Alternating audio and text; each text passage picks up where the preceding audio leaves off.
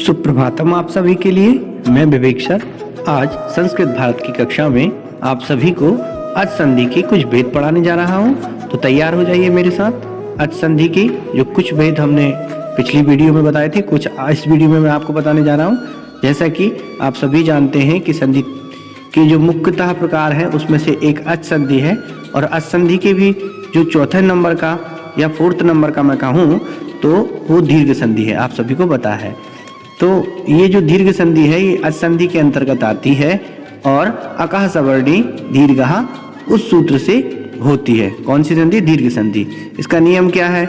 जब किसी शब्द के अंत में कोई भी अ इ उ री हो, और आप कहेंगे सर ये अ इ उ री क्यों लिखा? क्योंकि मैंने आपको आ 3 प्रकार का बताया था, ई 3 प्रकार की बताई थी, उ 3 प्रकार का बताया था, और री 2 प्रकार की मैंने आपको बताई थी। इनमें से कोई भी हो और उसके बाद उसी जैसा स्वर हो तो दीर्घ संधि हो जाती है या दीर्घ हो जाता है। तो जैसे पाठ धन अंतः, पाठ में जो ठा है अंत में, उस ठा का उच्चारण करने में आ का उच्चारण हो रहा है, और यहाँ अंतः कहने में आ का उच्चारण हो रहा है। तो ठा का आ और ये अंतः का आ दोनों मिलकर दीर्घ आ हो गया, बड़ा आ हो गया। अकह सवर्णी दीर्घ लग के और अचीनम परेण संयोज्यम इस सूत्र के माध्यम से इन सभी को मिला दिया गया। तो हमारे पास क्या रूप बन गया? पाठांतः इति सिद्धम, ऐसा रूप हमारा सिद्ध हुआ। तो आशा करता हूँ आप सभी को समझ में आया होगा। चलिए इसी तरह का मैं आपको और भी उदाहरण बताने जा रहा हूँ, तो ये आपको लगभग आ गया होगा कैसे बना। इसी तरह हमने लिखा गिरी। क्या लिखा? गिरी प्लस या धन ईसहा। क्या लिखा है? ईसहा।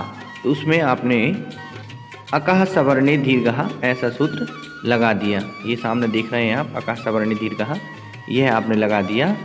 तो गिर जो ई है, गिरी में जो ई है वह है ई, और ईशा की ई दोनों ई बड़ी ई हो जाएंगी। तो क्या हमारे पास स्थिति बनेगी? गिर धन ई धन सह। तो अब अचहीनम परेण संयोज्यम इस सूत्र से इन सभी को मिला दिया जाएगा। तो हमारे पास क्या स्थिति हो जाएगी? गिरी सहा, ऐसा हमारे पास रूप सिद्ध हो जाएगा। तो हम लिख सकते हैं इति रूपम सिद्धम। इति रूपम सिद्धम का मतलब ऐसा रूप सिद्ध हो गया, इस तरह रूप सिद्ध हो गया गिरीशः। तो चलिए आपको समझ में भी आ गया होगा। अंत में री दिख रही है गिरी कहने में, और ईशाह में जो ई दिख रही है, ई और ये वाली ई मिलकर दोनों बड़ी ई हो गई। तो गिरी गिर धन ई धन सह, इस तरह का स्थिति बनी। अचीनम परेण संयोज्यम से दोनों को मिला दिया तो गिरीशः ऐसा रूप सिद्ध हो गया। और आपको सभी को आशा करता हूँ कि सबको समझ में आया होगा। चलिए नेक्स्ट चलते हैं और नेक्स्ट उदाहरण हम लोग देखते हैं इसका। चलिए आइए नेक्स्ट उदाहरण देखते हैं इसी का ही।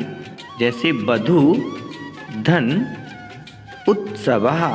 क्या लिखा है? देखिए बधू धन उत्सवः, ऐसा हमने लिख दिया।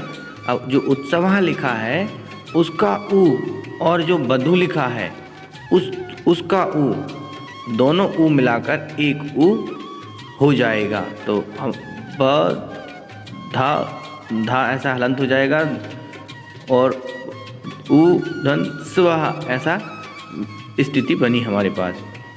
फिर अचीनम परेण संयोज्यम इस सूत्र ने कहा कि आप इन सभी को मिला दीजिए।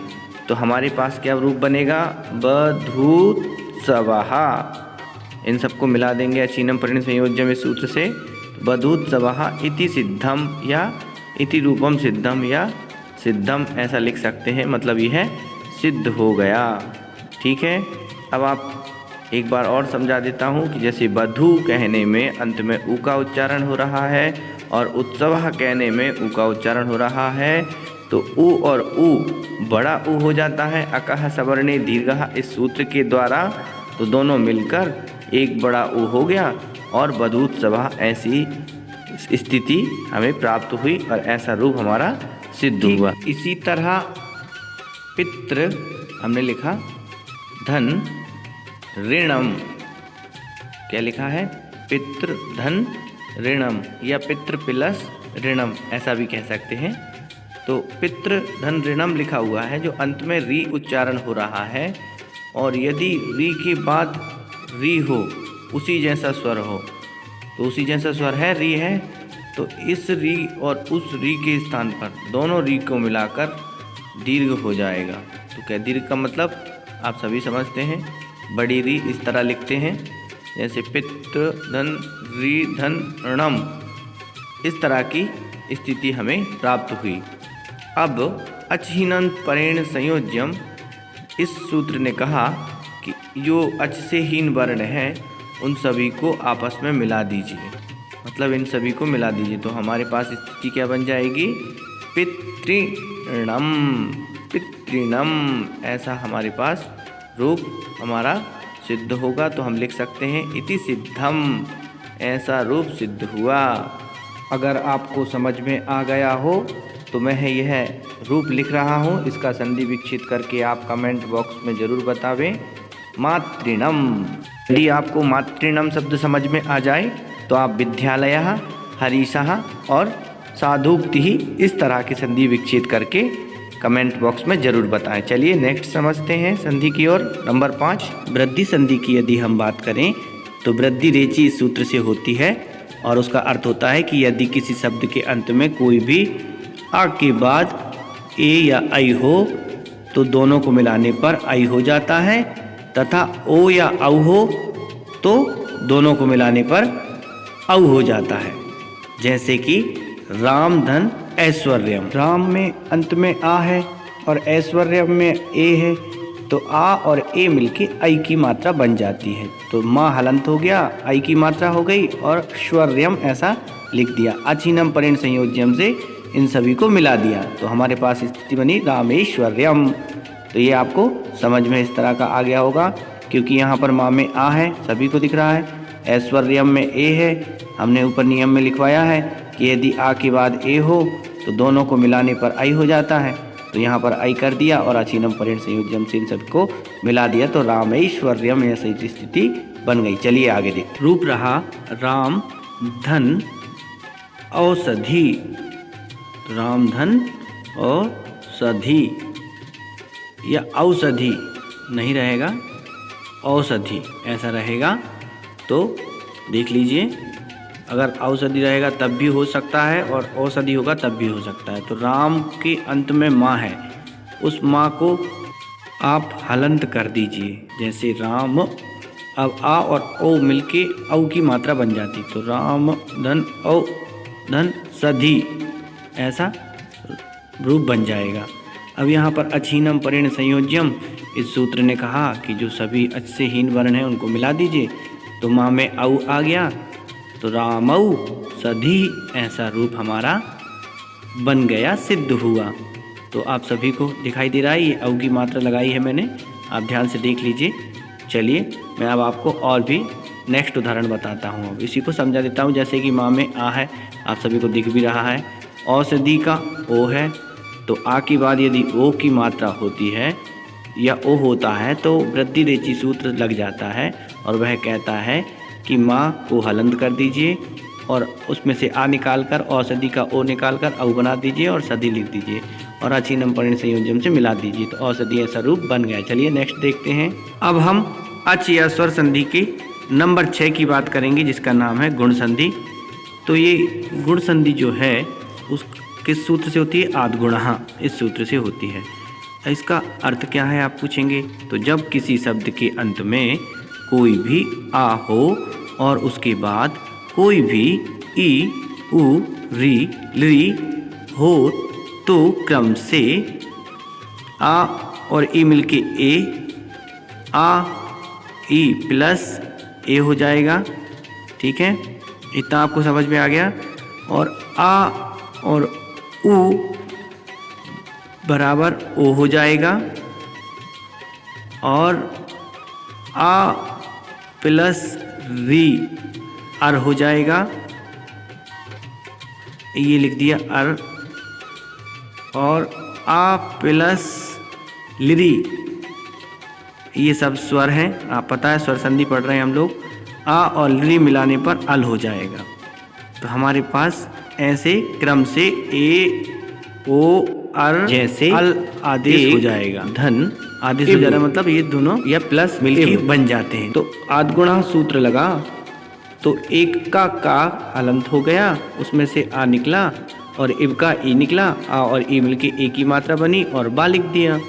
तो अचीनम परिण संयोजन से इन सभी को मिला दिया, एक एव, ऐसा रूप आपका सिद्ध हुआ।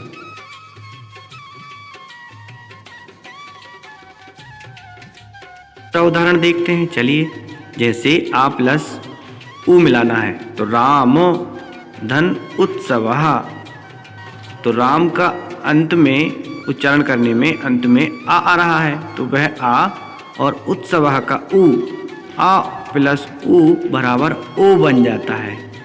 तो ऐसा बन गया हमारे पास राम धन ओ धन स्वः। अब अचीनम परिण संयोजम इस सूत्र से इन सभी को मिला दीजिए, तो क्या बन जाएगा? अच से हीन वर्णों को मिला दीजिए, रामौ स्वः, रामौ स्वः, ऐसा बन गया, आप सभी को दिखाई दे रहा है। चलिए, इति सिद्धम भी कह सकते हैं, इति रूपम सिद्धम भी कह सकते हैं। अगला उदाहरण देखते हैं, महा धन ऋषि।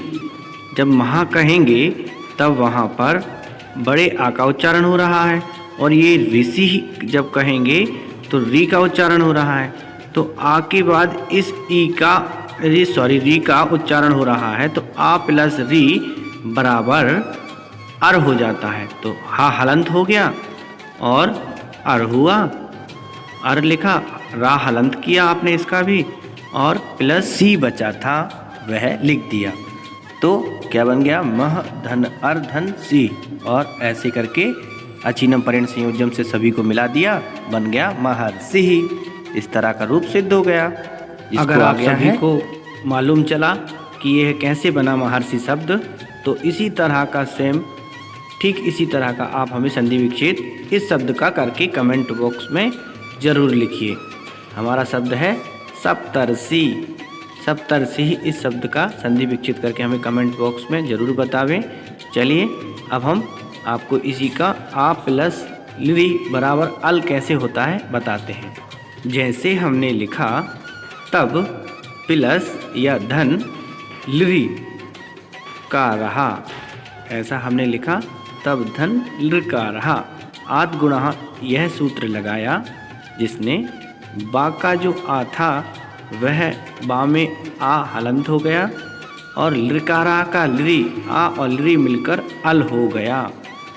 लास्ट शब्द बचा का रहा, तो ये हमने का रहा इस तरह रूप लिख दिया।